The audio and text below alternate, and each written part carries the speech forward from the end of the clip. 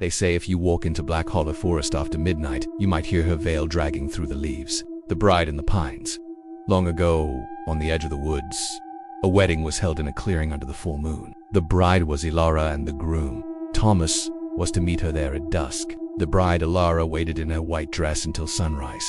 One autumn night, a skeptic named Drew went camping there, determined to prove the legend wrong. He pitched his tent far from the trail, in the very heart of the woods. The last video showed him spinning in circles in the dark, alone until a pale hand reached from the shadows and pulled him away. They say she's still looking for a groom. And if you hear wedding bells in the woods, run.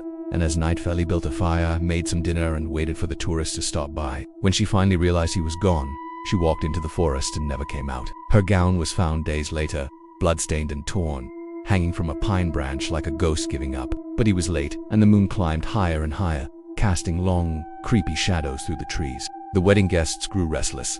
Some said he'd never come. A whisper in the trees. "Where's my groom?" He stepped out with his flashlight. The beam cut through the dark and landed on a figure in a wedding dress, hovering a few inches above the ground. Her face was a hollowed mask, empty eye sockets, a mouth sewn shut with thorns. In her hands, she held a bouquet of bones. She didn't walk, she drifted, so Drew ran. But every path curved back to her. No matter how far or fast he went, she was always just behind him, whispering with a mouth that couldn't move.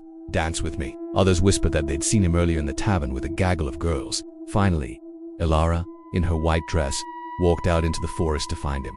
She called his name, but only the wind answered. Then in the morning, a hunter found Thomas's body in the forest, torn apart by wild animals or something that pretended to be. Since then, hikers have vanished, campers wake screaming, and locals know.